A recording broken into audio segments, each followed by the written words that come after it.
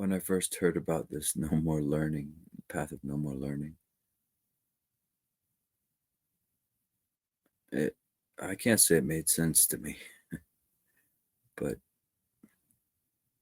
now I understand that if you're abiding in awareness and your karmic cycles are basically burning out, you're beginning to fully embrace the luminous mind, then what is there to learn conceptually? I'm very interested as to Naguma's take on this because she seems to have a Dzogchen take already, so I don't even need to explain any Dzogchen or Mahamudra because she's already there with her stages of illusion here. Maya Jnana Kramanama, the Girma Lamrim Tibetan. Surprisingly, I haven't heard of the stages of illusion until recent months. So this is all pretty new to me, and I feel like it has a spirit to it. And I feel like Sarah Harding, the translator here, has embraced that spirit. And well, maybe if you're exploring a Naguma text, it's hard not to embrace that spirit. So we shall return to the root verses of the Maya Jnana Kramanama, the stages of illusion, and this pretty awesome book called Niguma, Lady of Illusion by Sarah Harding, published in 2010. Stanza 21, and this is part of the path of meditation. So we're on the fourth of the five paths. And here she's describing the eightfold path in the special context of her stages of illusion. So it says, the grounds are from the second immaculate through the 10th cloud of Dharma. There are 414 path of meditation eliminations. Yes, so anybody remember what the grounds are?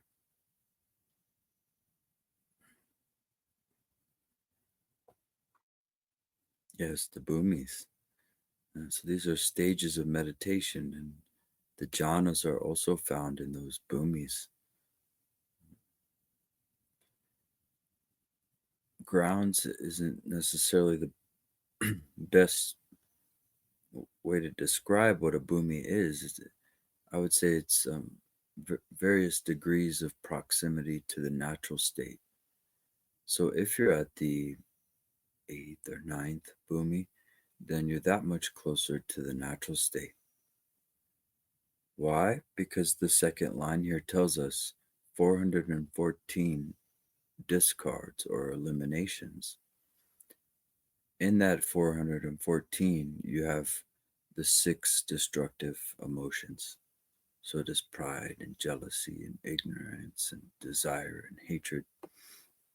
But then also beliefs or views, particularly wrong view. And we can plug that into Dzogchen because within that context of the 414, and in there's the six destructive emotions, and within that is wrong view. Well, it has five different wrong views. And one of those is the wrong view of believing the personality of the aggregates to be true. So that reference point, that egoic structure that we build, the conditioned self, that is considered in itself to be a wrong view. And the very foundation, right? It all starts with the illusion of self and other. And so these 414 really encompass everything you could think of And if you keep in mind the six root destructive emotions, then you should be able to understand um, pretty much all 414 because they sort of stem from there. They have things like rage and, well, I'll read you some of them just so it's not always me giving you all the information. So, yeah, they have the five wrong views, which I already mentioned, but I, which they they call it a view of the transitory collection, so the aggregates. You feel that the five aggregates are real.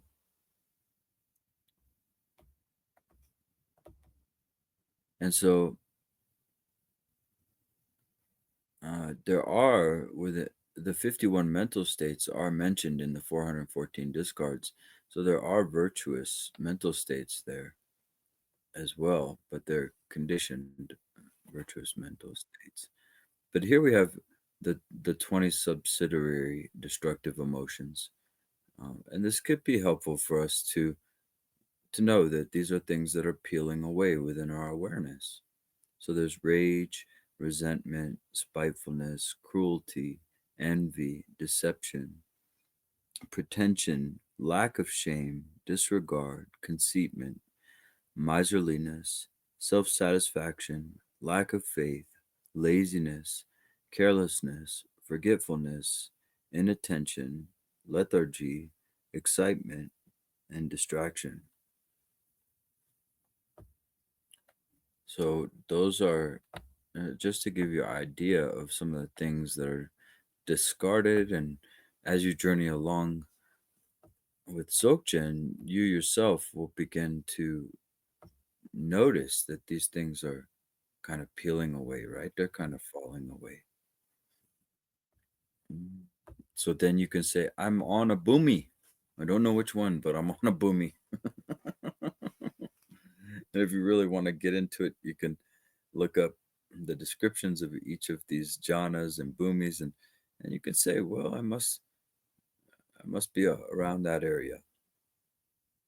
And when we sit in meditations, it's quite possible that you're closer and closer to the 11th bhumi, because that's what we do here in Dzogchen. We familiarize with enlightenment, the 11th bhumi. And sometimes those go to 13. It depends if you use bhumis or not. In Dzogchen, I prefer not to, of course. So, really, it gives you context, though, when you start to feel like, wow, there's a bliss kicking in. I feel like my mind is really spacious, and the lucid aspect is very, very powerful. And there's so many things that you start to notice, and we have to normalize enlightenment. We have to make the dreams of all the teachers come true, to talk about enlightenment in one lifetime and freedom. It's really freedom. It's not some video game level that we accomplish, but to have freedom benefits all these beings too. So we also benefit so much, but mm, that's the wonderful part, that we don't have to do anything except free our own minds to benefit all these beings. Okay, so I'll continue reading here. Sorcery, miraculous powers, and so on develop. The signs and qualities of these 9 grounds should be learned from the section on the 10 grounds. And I believe they're referring to the Sutra on the Bhumis there. And that has various translations for the name. But that's a direct reference to the 6 supercognitions that I mentioned. And in there are things like clairvoyance, seeing past and future lives, and miraculous powers. Those, in these very kind of dense times that we're living in, you do have miraculous powers that will show themselves, especially the more you normalize magic, normalize the luminous mind, normalize outside of our conceptual constructs. Then miracles will be quite obvious to you. To the normal mind, may seem absurd, but there's so much to it that shouldn't be mentioned because you'll oversaturate it or you'll implant beliefs and ideas in people's heads. And Dzogchen is not about beliefs. There's no belief to adopt in Dzogchen. I want to make that abundantly clear so it takes a weight off your shoulder. There's no new beliefs, ideas. You don't even need to understand this conceptual stuff and all these enumerations. You don't need to.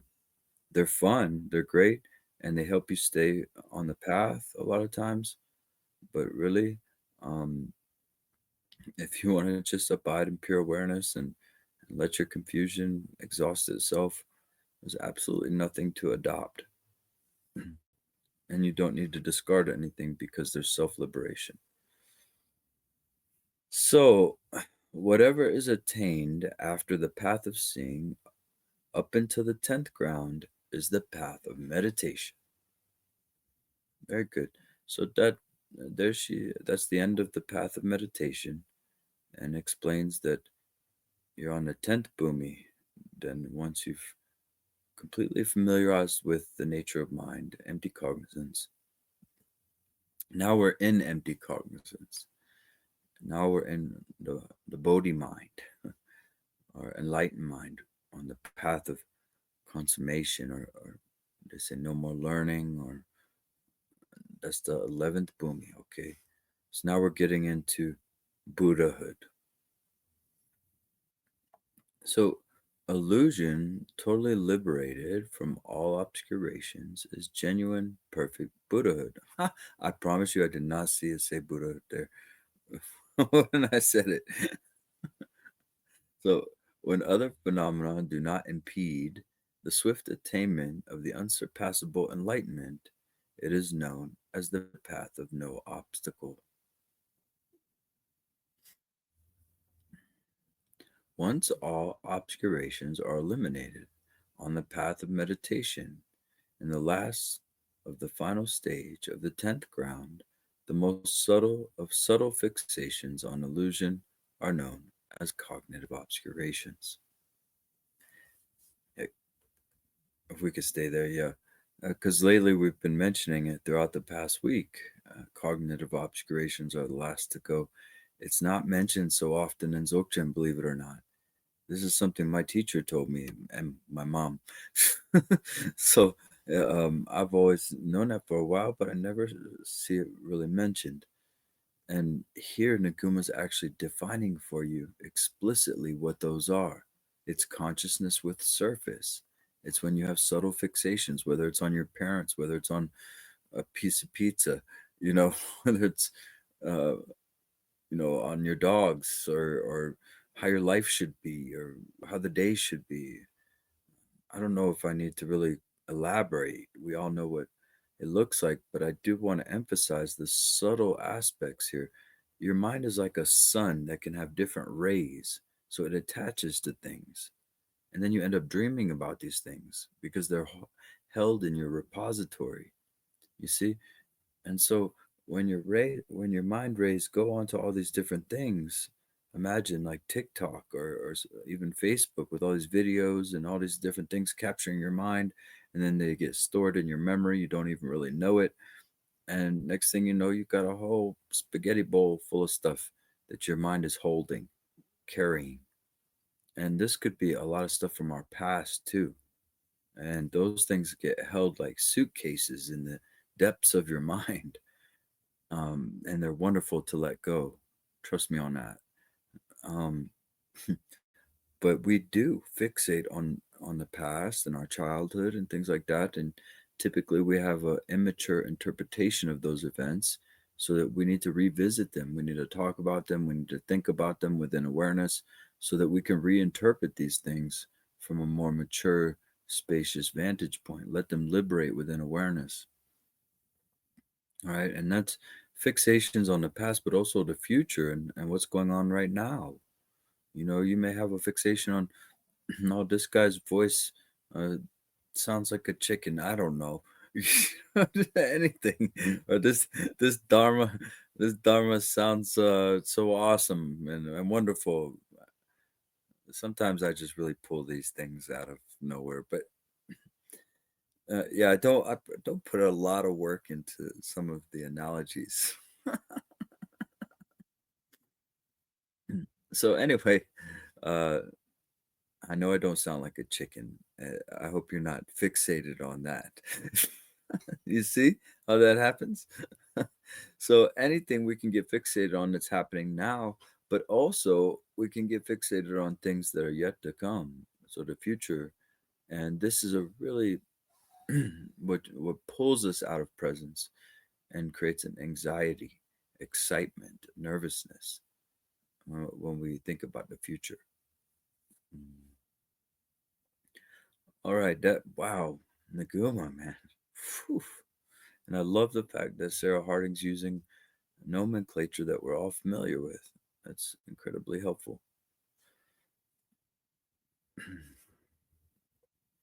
Alternatively, it is the obscuration of believing the excellence of ultimate view. To eliminate that very obscuration, there's Vajra like meditative absorption. Anybody want to take a guess what the last obscuration they're stating it what that is? Obscuration of believing the excellence of ultimate view. It's a very unique way to state that. I've heard this many times in the teachings that, and I think I've slipped it in. I've told you maybe a couple times, but anybody know what the last thing that we hold on to might be? Is it the idea of accomplishment? Close, but it's yeah, yeah, to being put a special, yeah, something like that. But it mostly gets talked about in terms of emptiness.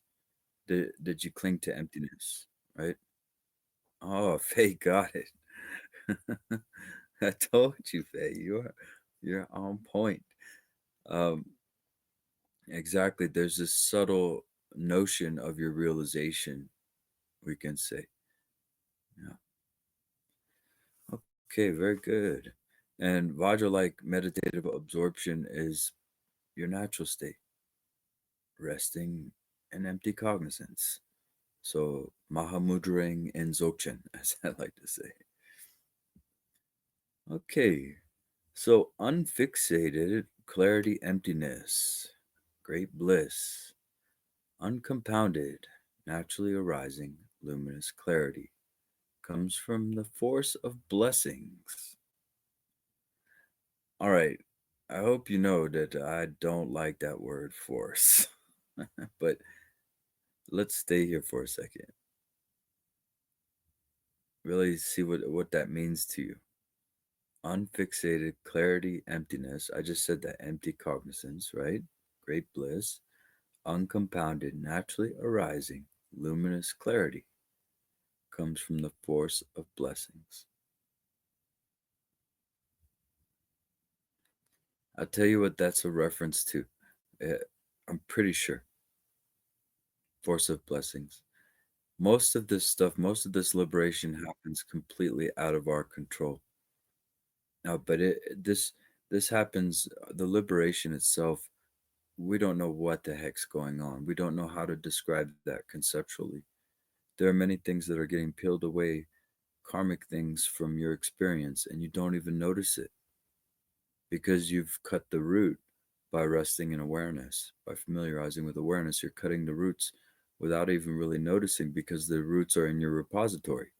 They're in that alaya vijnan, that seated in that storehouse consciousness. And guess what? What's also there, along with karmic seeds, in the storehouse of consciousness? Anybody know what else is there? There's your karmic seeds, all your propensities, all your uh, everything is stored in the alaya consciousness, but your awareness, the consciousness is there too. Awareness is everywhere. All right, so grace of awareness. Oh, very nice. Very, very nice. Dang, y'all. I'm telling you, that moon comes back around and and get the Niguma blessings. This is a Dzogchen text, as far as I'm concerned. Dzogchen Mahamudra text. Uh, it has the 5 paths, so Dzogchen perfectly woven into Mahayana. I have a really hard time calling this Mahayana, even though the 5 paths are technically classified as such. And it does have Mahayana, I suppose, in the very beginning. It has all of it. That's what's miraculous about this text, I suppose. It has the whole Tripitaka, all 3 yanas. Tripitaka is the baskets, 3 baskets.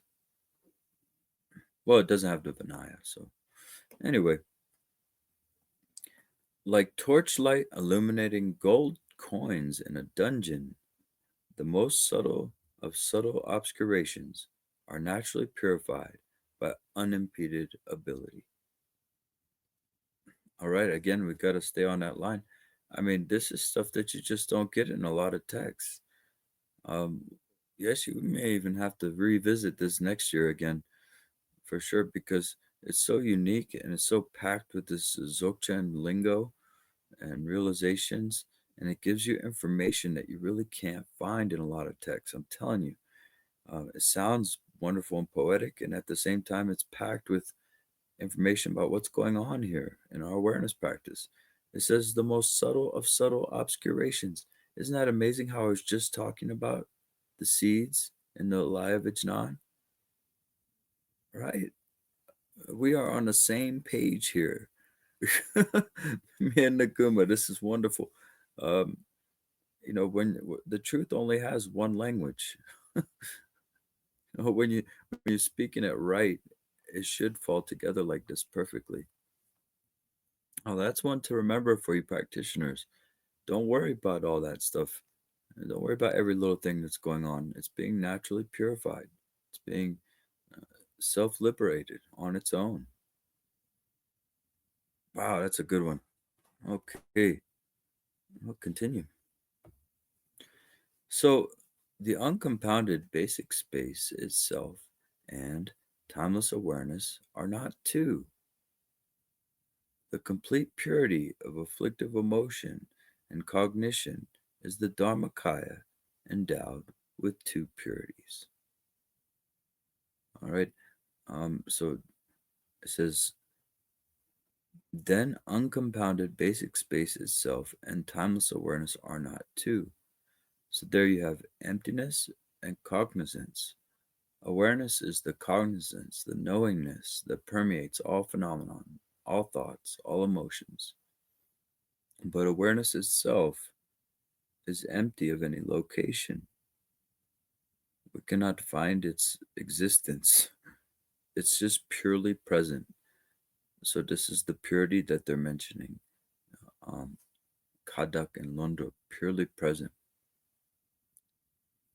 So the complete purity of afflictive emotion and cognition is the Dharmakaya endowed with 2 purities. Kayas are support and accumulation and pervasive and naturally existing. Without change, birth, or characteristics, all Buddhas are Dharmakaya. So she's saying all 3 kayas are naturally purely present. Dharmakaya, Sambhogakaya, and Nirmanakaya. And she mentions, I think it was Mahatsutta Kaya, very unique word that I haven't heard before, in place of where Rupakaya, nowadays you hear Rupakaya more as the 4th, which is a combination of Sambhogakaya and Nirmanakaya. So there is no constructing or dwelling, yet the 2 kayas arise naturally from the force of previous merit accumulation, thought of awakening, aspirations, and creation phase. So empty cognizance are the 2 kayas, Dharmakaya, Sambhogakaya. Thus, in the palace of Akanishta, Sambhogakaya Virachana Vajradhara fully possesses the excellent major and minor marks. The stainless kaya of appearance emptiness, free of elaboration, together with a host of bodhisattvas, proclaims with unbroken continuity the sounds of Mahayana Dharma without limits. You know what I was thinking about? Um, Back in the day, you hear reports of the ancient Viharas, these temples that had two main schools, the Hinayana and Mahayana. Um, and that got ended up getting very divisive, almost like Mahayana came later, and Mahayana is just, and maybe some of it is, but here very early we had Mahayana. This is starting to get known. Even in the time of the Buddha, it's starting to come out. What I'm thinking is that Vajrayana was put in with Mahayana. That's why you hear so much Dzogchen Mahamudra here in this text. So Naguma is calling it Mahayana. That must mean that back then, 1,000 years ago, Dzogchen Mahamudra was a part of Mahayana in a more explicit way. I'm telling you, might be something there. So the OG Mahayana texts are pretty heavy on Dzogchen too. That's what I'm talking about. Yeah, and the Mahasuttas of the Pali Canon. So there's something to that. Hopefully, it'll keep we'll keep exploring and it'll keep coming out. But anytime you read about Mahayana, remember that in a certain context, it could be including Vajrayana. Because right here, let's go back up a little bit if you could, please. It says here, the stainless kaya of appearance, emptiness, free of elaboration, together proclaims with unbroken the sounds of mind. One more stanza up.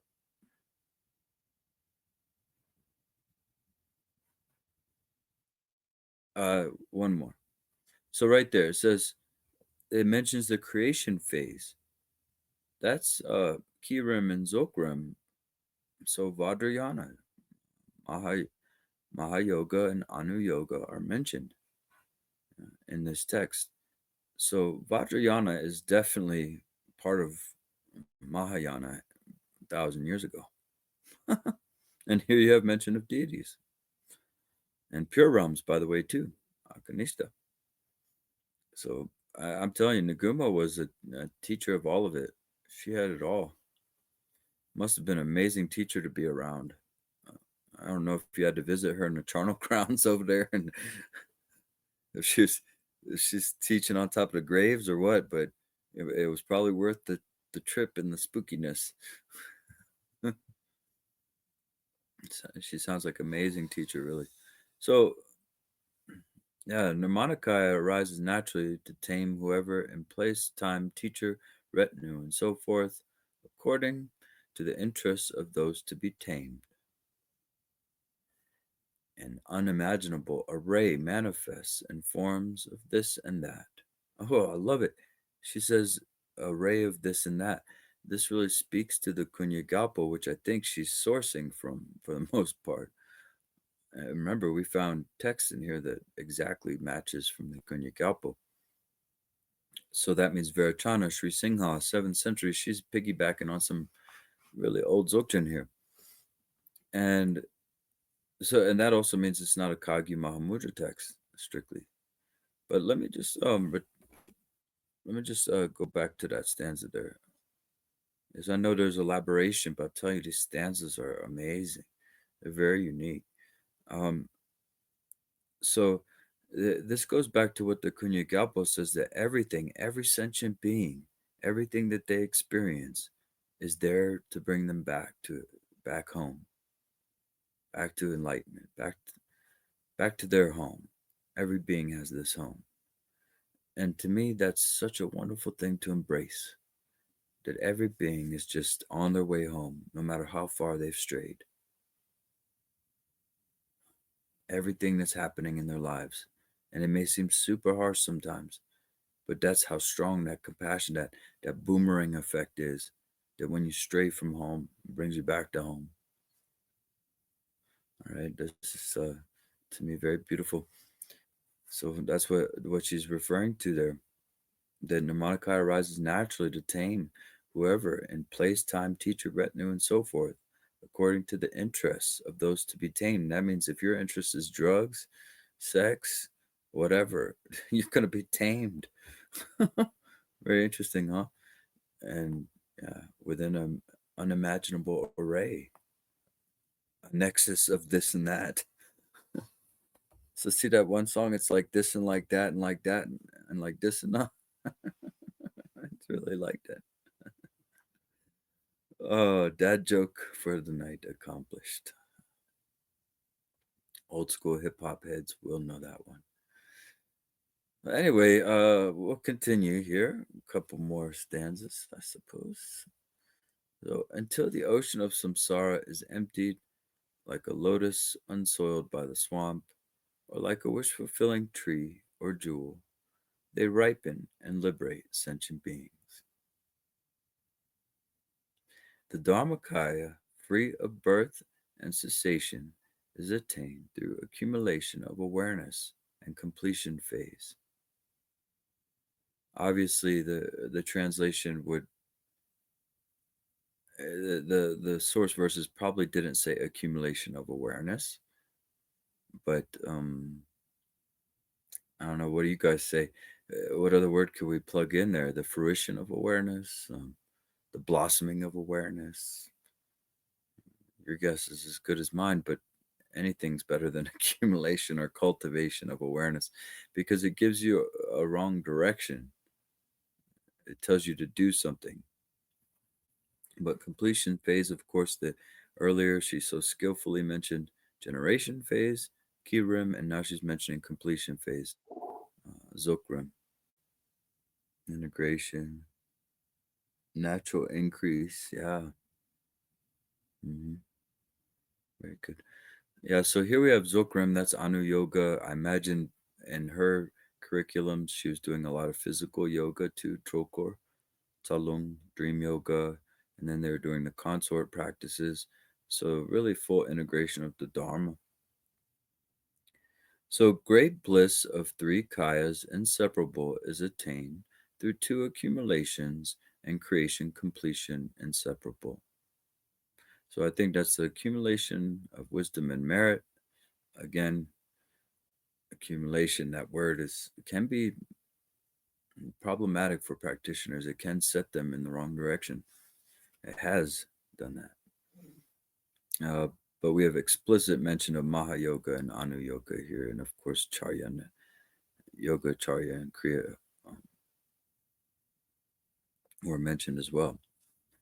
So, in short, from the sky like Dharmakaya, the rainbows of form kayas arise naturally. Without discursive thought, everything is known. Inseparable, natural freedom, and spontaneous presence. Essence itself and complete enjoyment and emanation are the activity of Dharmakaya. If you would like elaborations on any eloquent explanations of these four, you should respectfully consult and learn from the sutras and works of Lord Maitreya. What do you say, Gangshar? You want to chime in on that?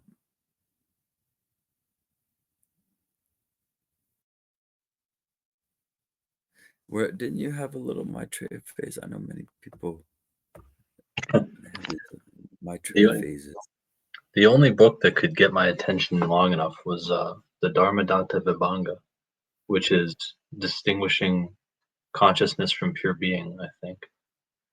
Oh, oh, very And good. The Trangu Rinpoche text, or the no, that must um, have been what he sourced from. But I remember the Karmapa also did a text on that.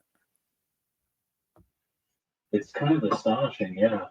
I It was about a year before I read that, but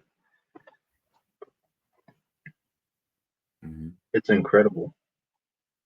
To show how phenomena not existing appear, they are likened to dream and compared to illusion. Mm. Yeah, But I and you think see that, those similes. You see those similes in Buddha Shakyamuni's teachings too. Mm. yeah, I think it's a really incredibly profound text.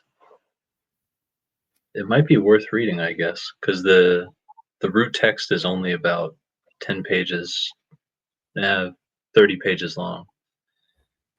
Um, Okay, we can.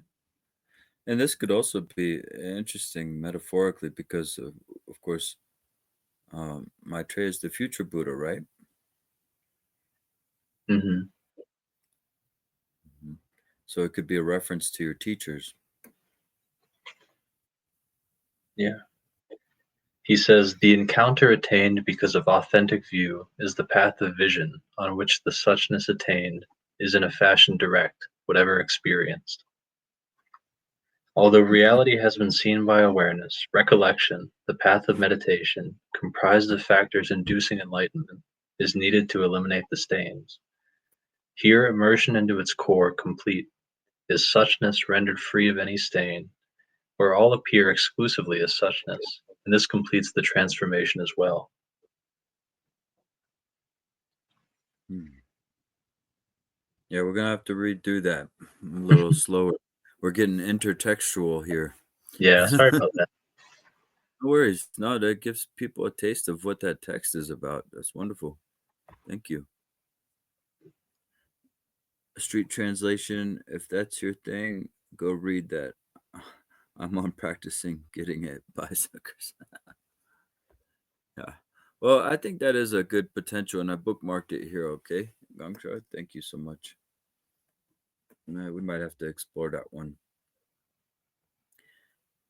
So here, practice is the primary concern. Designations are like mirages. Yeah, let's stop there. Thank you so much, everybody. Another wonderful Dharma session. I mean, they're like that every time, and so thankful. And thankful for your presence. And if you see this video on YouTube, and feel free to make yourself known. Stop by the group, say hi in the comments or something like that. It's always good to make a connection. And I really think that our group is holding it down as far as, we can have groups still. The world has been fragmented and compartmentalized in many ways. People have been isolated into their own worlds. And here we have a group of people that can come together around one of the most wonderful topics, the Dharma and freeing our minds. So yeah, it's all inclusive. We keep it safe. We don't hurt each other. We try our best not to hurt each other or disrespect each other. And that way, everybody, I mean, for years, has always felt pretty comfortable here. I really like that. And we'll just keep getting better at that. We'll keep getting better at being Sangha and presenting the teachings in this world to benefit every single being. I'm telling you, just one person, or even just one person gets a little of your wisdom, of your kindness, then even the bugs benefit, the animals around them. Maybe they will not hurt an animal. Maybe they will not drive crazy. Maybe they will not go hurt somebody else because of your kindness and the little bit of awakening that we bring to the world. This is important, this anger and destruction. It's not really the way to go. Although, we have our dark sides and the darkness is there. We're friends with the darkness. I respect the darkness deeply, but the darkness is there to tell you, to teach you, to tame you, you know, and teach you, and bring you back to compassion. All right, everybody. Well, deep bow to you. Yes.